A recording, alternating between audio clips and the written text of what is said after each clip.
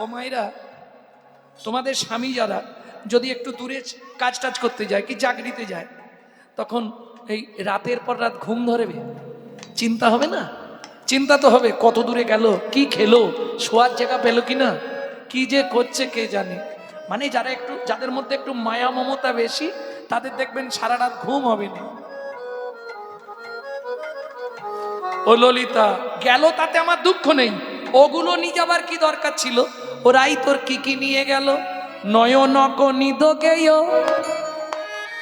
নয়নের নিদ্রা নিয়ে চলে গেল, ভয়ানক হাস, ভয়ানক নিদকেয় ভয়ানক বাস। এই শোন শোন, হাসি গেল আর ঘুম গেল, হাসি গেল আর ঘুম গেল, আর বেঁচে কি বা ফল বলো, হাসি গেল আর ঘুম গেল। আর বেঁচে কি বা ঘুম বলো, হাসি গেল আমার ঘুম গেল। তোমার জীবনের দুটোই রোগের কারণ। যদি তোমার ভেতর থেকে হাসি চলে যায়, তুমি জানবে তোমার ভেতর বড় কোনো রোগের মাথা বাঁধবে। হাসতে না পারলে শরীর ভালো থাকবে না, থাকবে। যার জন্য কলকাতায় হাসির ক্লাবে ভর্তি হচ্ছে কত মানুষ জানো? হ্যাঁ, হাসতে হবে। কাজ থাক, এই তো কাজ থাক না তাকে হেসে যাবে হা হা করে। ও চম্পার মায়ের হাসি দেখো না সেদিকে, বাপরে বাপ। হ্যাঁ, হাসলে শরীর ভালো থাকে। আমি তোমাকে বলছি, কোনো ডাক্তারকে জিজ্ঞেস করবে, ডাক্তারবাবু হাসলে কি শরীর ভালো থাকবে? বলবে হ্যাঁ। তাহলে হাসি যদি চলে যায়, হ্যাঁ, আরে কারণ বার করে নিয়ে হাসতে হবে। তাহলে কি বললাম এতক্ষণ ধরে? কারণ তোমাকে বের করতে হবে, না হলে দেখবে এক একজন সে সুখেও হাসে আর দুঃখেও হাসে। জানিস চাপার মা, আমার ছেলেটার পায়ে না সাপে কেটেছে।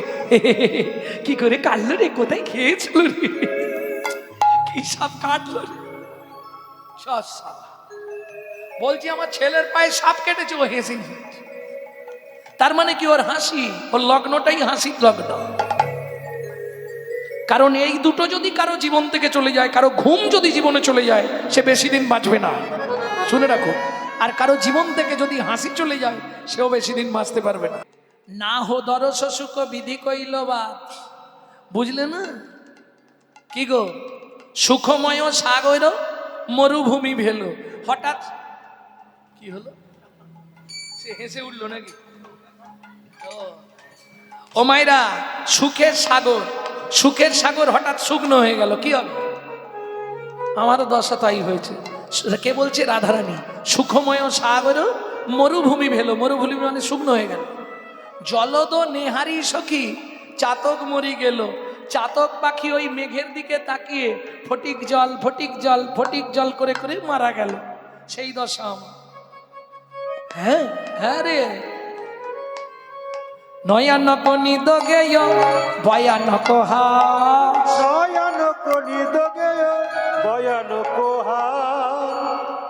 আচ্ছা রাই, তুই বললি তিনটে জিনিস গেছে, দুটো তো বুঝলাম, আর একটা কি? বলে আর একটা বলে কি করব বল, সে তো জীবনে ফিরবে না। কি? সুখ গেল পিয়াসনে দুঃখ হাম পাস, সুখ গেল পিয়াসনে দুঃখ হাম পাস, সুখ গেল পিয়াসনে দুঃখ হাম পাস, সুখ গেল পিয়াসনে দুঃখ হাম পাস। ও মায়েরা, এই পদাবলীটি যিনি লিখেছেন তার আবার একটা কাহিনী আছে, একটুখানি বলি। রাজা আর রানী, তাদের সভা কবি ছিলেন এই ভদ্রলোক বিদ্যাপতি, মহাপ্রভুর আগের পদকর্তা, প্রাক চৈতন্য যুগ। এই বিদ্যাপতির গান শুনে রাজার স্ত্রী মানে রানীমা লসিমা দেবী, লসিমা দেবী ওই বিদ্যাপতির প্রেমে পড়ে যায়। গান শুনে ভাবুন, এই পদাবলীর মাধুর্য নিজেকে ধরে রাখতে পারলেন না, ভালোবেসে ফেললেন। কেউ কাউকে ভালোবাসাটা কোনো পাপ নয়, ভালোবাসার মধ্যে যখন কামনা বাসনা আসবে তখন সেটা পাপে লিপ্ত হবে। তার আগে ভালোবাসা কেউ কাউকে পাপ নয়। তুমি পৃথিবীর যাকে খুশি ভালোবাসতে পারো, তোমার ভালো লাগতেই পারে। আর এখনকার যে ভালোবাসা, ওটা আর বলবো না। ভয়াকার, লয়কার, বয়াকার, দন্তের সয়াকারের ব্যাখ্যা জানো? আমার কাছে আছে, শুনে নাও। ভয়াকার মানে ভালো মন্দ বিচার না করে, লয়কার মানে লোক লজ্জার মাথা খেয়ে, বয়াকার বাবা মার সম্মান নষ্ট করে সাগরে ঝাঁপ দেবার নাম ভালোবাসা।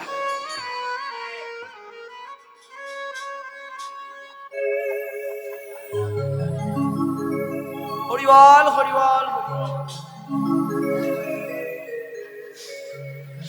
ভক্তমণ্ডলী, ভক্তিমতী মায়েরা, তা রাধারানী বলছে সখীরে সব চলে গেল, আর থাকলো কি? ঘুম গেল, হাসি গেল, আর আমার কাছে সম্পুট সুখ সম্পুট ছিল সেটাও চলে গেল।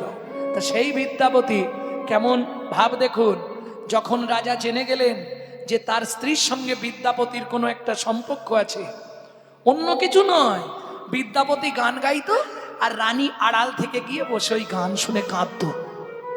এটা রাজা বুঝলো না, রাজা ভাবলো নিশ্চয়ই দুজনের মধ্যে কোনো একটা সম্পর্ক চলছে।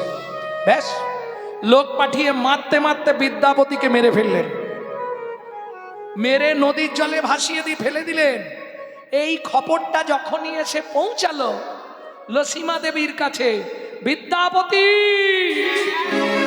একবারে মণিকোঠা দোতলার ওপর থেকে ঝাঁপ দিয়ে পড়ে গেলেন। যা পড়ে গেল সঙ্গে সঙ্গে শেষ। বোঝা গেল 3 কিলোমিটার দূরে লসীমা দেবীর দেহটা ভাসিয়ে দেয়া হলো, কিন্তু কি বিধাতার বিধান, ভাসতে ভাসতে দুই দেহ এক জায়গায় হয়ে গেল। মানে তাদের যে নিষ্কাম প্রেম, নিষ্কাম ভালোবাসা মৃত্যুর পরও প্রমাণ করে দিল। 3 কিলোমিটার দূরে দুজনকে ফেলা হলো, দুটো দেহ ভাসতে ভাসতে এক জায়গায় হয়ে গেল। তখনও বিদ্যাপতিও মরে নাই, লসীমাও মরে নাই, দুজনে মরণাপন্ন প্রায়। যখন দুটো দেহ এক জায়গায় ভেসে ঠেকে গেছে, বিদ্যাপতি গান গাইছে, মাধব বহুত মিনতি করিত। ওই গান শুনে কাঁদতে আরম্ভ করলেন লসীমা দেবী। রাজা এই দৃশ্যটা দর্শন করে দুজনকে তুলে এনে পুজো করলেন। সত্যি তোমাদের অমর প্রেম। ভক্তমণ্ডলী, ভক্তিমতী মায়েরা, তাহলে কি গেল? সুকোষ গেল পিয়াসনে দুঃখ আমপাস। বলছে কে?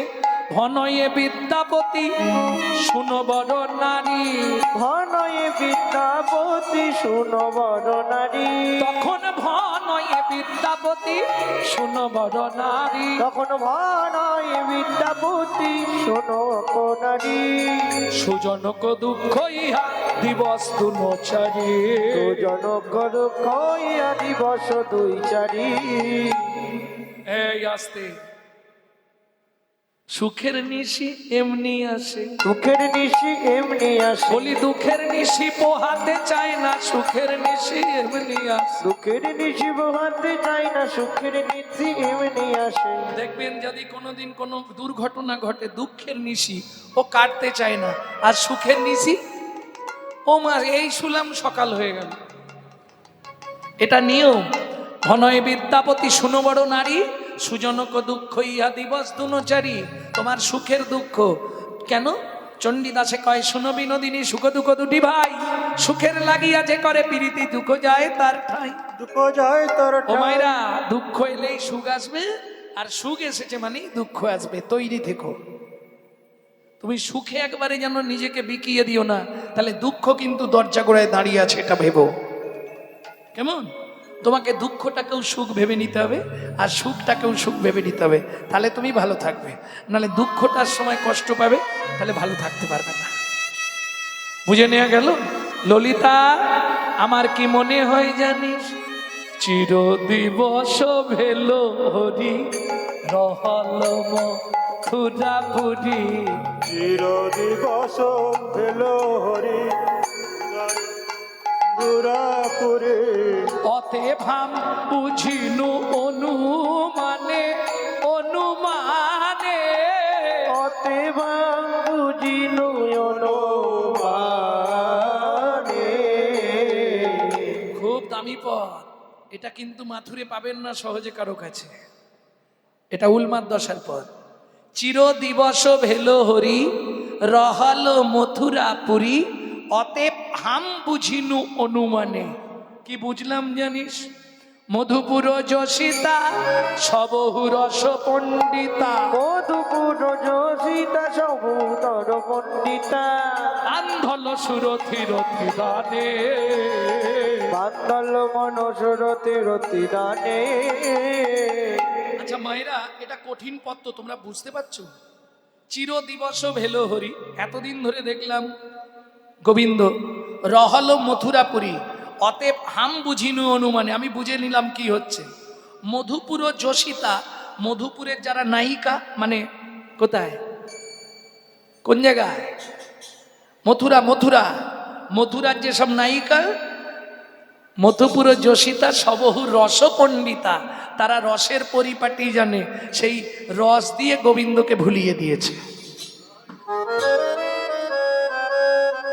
বান্ধল সুরথি রতি দানে, রতি মানে ভালোবাসা, তাদের হৃদয়ের ভালোবাসা দিয়ে আমার গোবিন্দকে বেঁধে ফেলেছে। কোথায় তারা, কোথায় আমি? কেন বললাম জানিস? কেন রে? শুনবি ললিতা? কি তারা রাজকুল সম্ভবা? কেন? গ্রাম্য গোপ বালিকা, আমি গ্রাম্য গোপ বালিকা সহজে পশুপালিকা। ওগো গ্রাম্য কুল বালিকা সহজে পশুপালিকা, হাম কিয়ে শ্যাম সুখ ভোগা। আমি কি শ্যাম সুখ ভোগা। এই কথাটা বুঝতে পারা গেল মা? হাম কিয়ে শ্যাম সুখ ভোগা, আমি কি শ্যামের সুখ পাবার যোগ্য? তারা রাজকুল সম্ভবা ষোড়শী নব গৌরবা। রাজকুল সম্ভবা ষোড়শী কুল গৌরবা। ললিতা, বিধাতাকে প্রণাম করি, যোগ্য জনে মিলায়ে দিল যোগ্যা। ওগো যোগ্য জনে মিলাইয়ে দিল যোগ্যা। বিধি যোগ্যে যোগ্যা মিলাইল। যোগ্যে যোগ্যা মিলাইল। তাকিয়ে দেখ, অযোগ্য রাধা পড়ে রইল, যোগ্যে যোগ্যা মিলাইল। অযোগ্য রাধা পুরে রইল, যোগ্যে যোগ্যা মিলাইল। এই রায়, তুই যে কথাগুলো বলছিস এগুলো কি ঠিক হচ্ছে তোর বলা? কেন? এতদিন তো গোবিন্দ তোরই ছিল, তাহলে এতদিন তোকে ভালোবাসতো কি করে? তুই বললেই তো আমরা মেনে নেবো না? এতদিন তো হারাই হারাই হারাই করতো, আজকে চলে গেছে বলে তার নামে তুই বদনাম করছিস? বলে না রে ললিতা, শোন তবে খুলে বলি। কি? তত দিবস জীবই নিম্ন ফল চাখই। তত দিবস দিন নিম্ন ফল চাখই। তত দিবস জীবই নিম্ন ফল চাখই। যাবত অমৃত নাহি পাবে। যাবত অমৃত নাহি পাবে। খুব কঠিন পদ, এই পদটা খুব কঠিন পদ, ভেঙে না দিলে বুঝতে পারবে না। ততদিন পাখি নিম ফল খায়। ততদিন পাখি নিম ফল খায়। কেন কতদিন?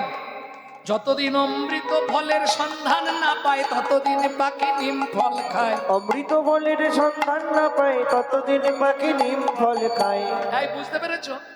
পাখি কখন নিম ফল খাবে? ভালো ফল যখন না পাবে, তাই না? কিছু নেই, খিদে পেট ফেটে যাচ্ছে, নে নিম ফলই খেয়ে নে। তত তত দিবস জীবই নিম্ন ফল চাখই, ততদিন নিম ফল খেয়েই বেঁচে ছিল। যাবত অমৃত নাহি পাওয়ে। বোঝা গেল? অমৃত ফল ভোজনে উদর পরিপূরণে। অমৃত ফল ভোজনে উদর পরিপূরণে। নিম্ন ফল দিকে নাহি চাওয়ে। নিম্ন ফল দিকে নাহি চাওয়ে।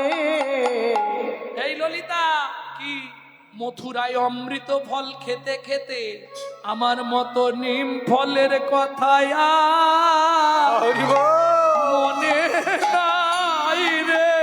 আমার মতো নিম ফলের কথায় মনে নাই রে। আমি তেতো আবার এঠো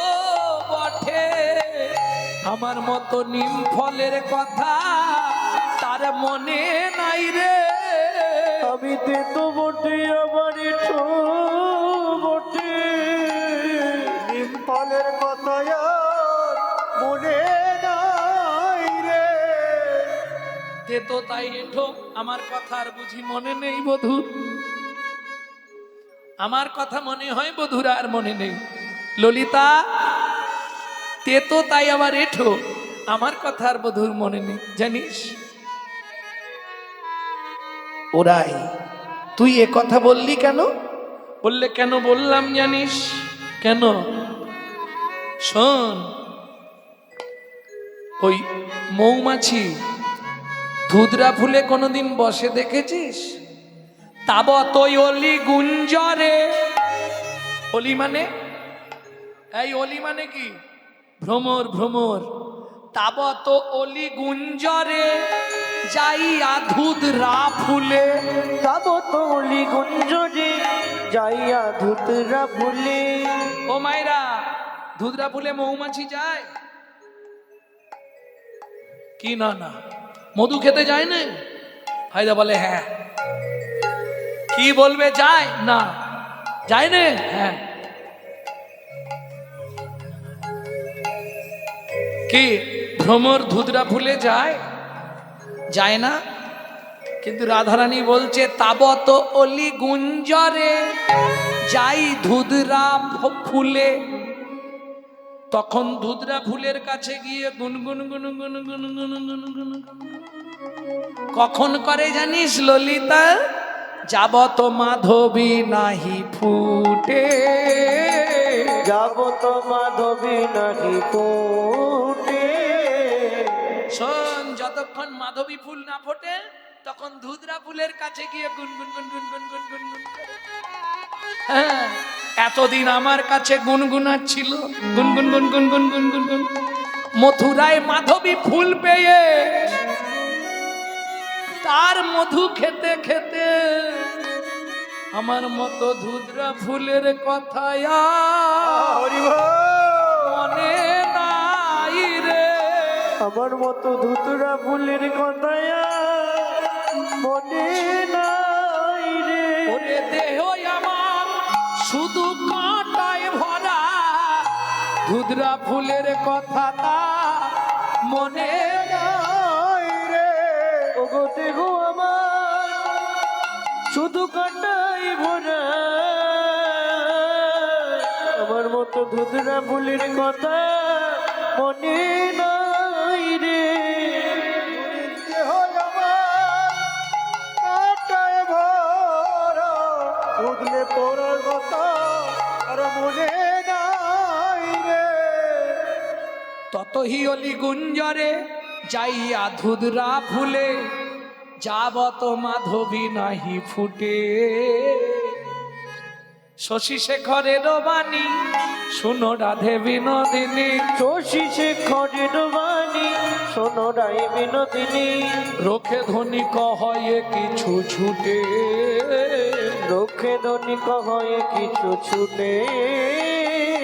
রাগে ধ্বনি রাই ভুলবো কিছে, রাগে ধনি রাই ভুলব কিছে। রাগে ধ্বনি রাই ভুলবো কিছে। রাগে ধনি রাই ভুলব কিছে। ললিতা, এই পাপ দেহ আমি আর রাখতে চাই না। মরিব মরিব সখী, আমি নিশ্চয় মরিব। মরিব মরিব সখী, আমি নিশ্চয়ই মরিব। কানু হেন গুণ নিধি। ও মায়েরা, এতক্ষণ কত কথা বললো কৃষ্ণকে নিয়ে, মোটেই ভালো কথা বলেনি, সব খারাপ নেগেটিভ পয়েন্টগুলো বলেছে, তাই না? নেগেটিভগুলো বললো। এখন আবার বলছে আমি মরে যাব, কিন্তু আমার কৃষ্ণকে কার কাছে রেখে যাব? বোঝার ব্যাপার আছে। কানু হেন গুণ নিধি কারে দিয়ে যাব। কানু হেন গুণ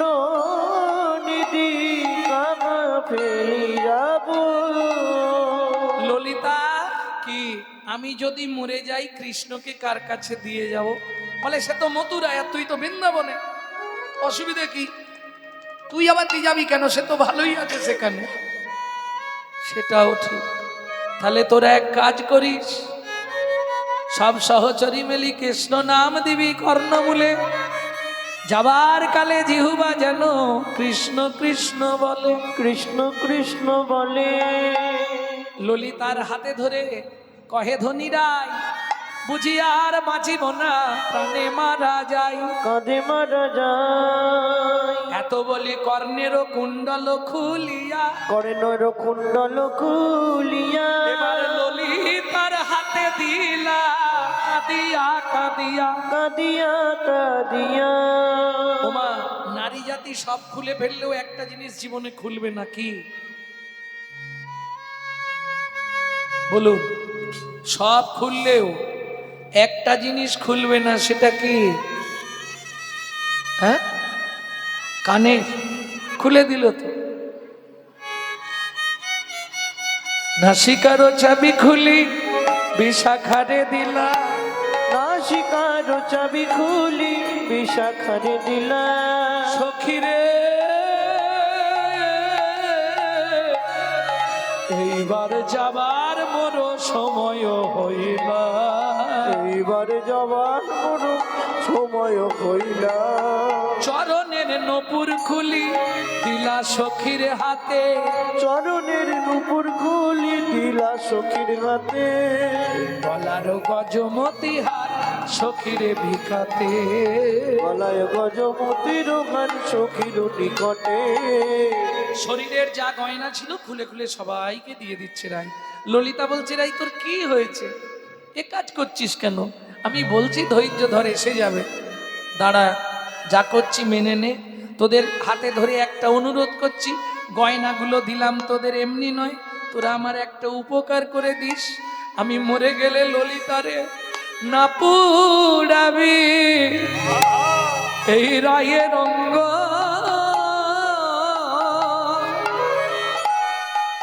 না ভাসাবি জলে, না পুরবি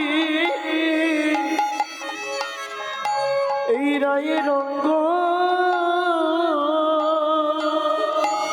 তুই না বাসাবি জলে। ললিতারে মরিলে তুই লিয়া রাখবি তমালের ডালে, মরিলে তো লিয়া রাখবি তমলের ডালে। ললিতা বলছে, ওরাই পুড়াবো না শুনলাম, কিন্তু জলে ভাসাতে নিষেধ করলি কেন? দেহ তো মরে গেলে পুড়িয়ে দেওয়া হয়, না হয় নদীতে ভাসিয়ে দেওয়া হয়, পুড়াবো না কেন? সখীরে, গোবরকে মানুষ ঘুঁটা বানায়, ঘুঁটা, ওই ঘুঁটাতে আগুন দিলে পুড়ে ছাই হয়, ছাইকে আবার কেউ পোড়ায় নাকি? ললিতারে আমার দিকে তাকিয়ে দেয়, বলি পুড়ে পুড়ে আমি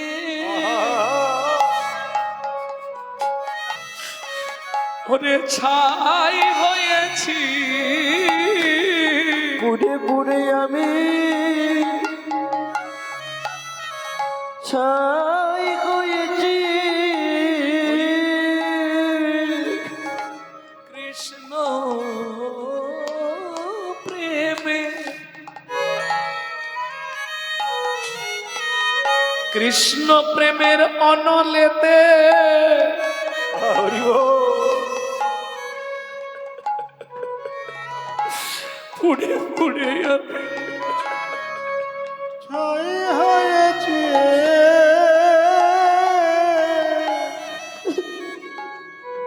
নয়ানক নিদোগেয় ভয়ানক হাস, ভয়ানক নিদুগেয় ভয়ানক হাস। ললিতারে তারে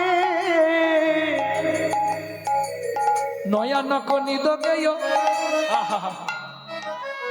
সুখময় সাগর মরুভূমি ভেলো সুখময় সাগর মরুভূমি ভেল জলদনে হারি সখী চাতক মরি গেল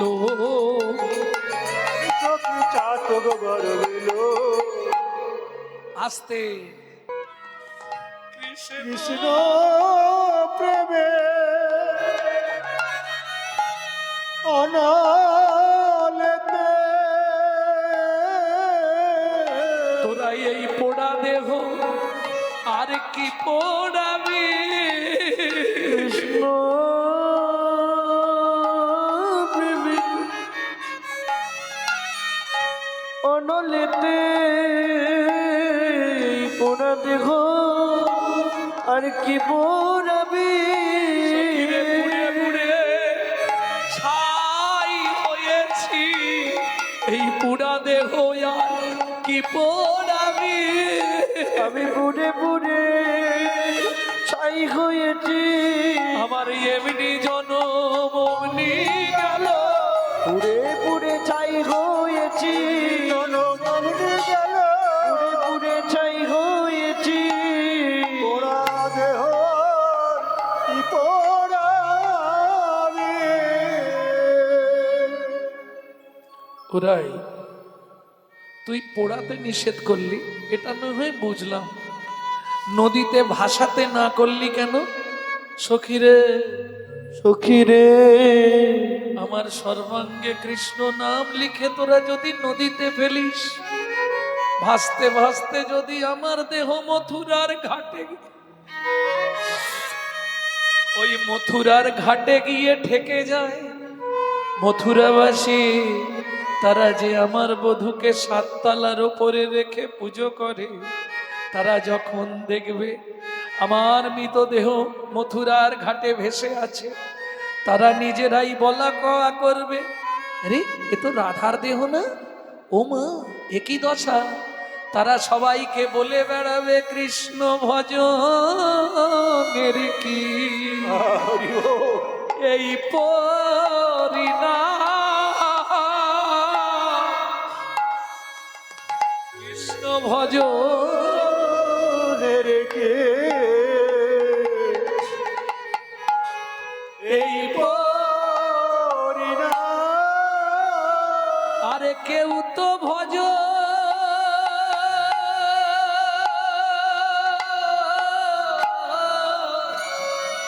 করবে না রে কৃষ্ণ ভজনের কি এই যদি আমার দেহ তারা একবার দেখে বলবে কৃষ্ণ ললিতা ভজনের কি এই বরি না তোদের কাছে অনুরোধ আমার দেহ ওই জলে যেন ফেলিস না কেমন মনে থাকবে তো তীরে নাহি রাখবি নীরে নাহি ফেলবি রাখিবি তমালেরও ডালে ওরাই তমালের ডালে রাখবো কেন আহা আমার বধুর প্রিয় গাছ হলো তমাল তাই আমারও তো প্রিয় তমাল তমালের ডালে থাকবো ওরাই তোর দেহটা যদি তমাল গাছে রেখে দিই ওই পাখিতে এসে ঠোকর দিয়ে দিয়ে খাবে আমরা কি সহ্য করতে পারবো ললিতা ও ললিতা পাখি যদি আসে তাকে হাত জোড় করে বলবি পাখি রে ওরে পাখি রে সর্বঙ্গ খাও রে পাখি না রাখিও বাকি সর্বঙ্গ খাওরে পাখি না রাখিও বাকি শুধু কৃষ্ণ দর সনের লাগি রেখো দুটি আখি শুধু কৃষ্ণ ধর শোনো লাগি রেখো দুটি আখি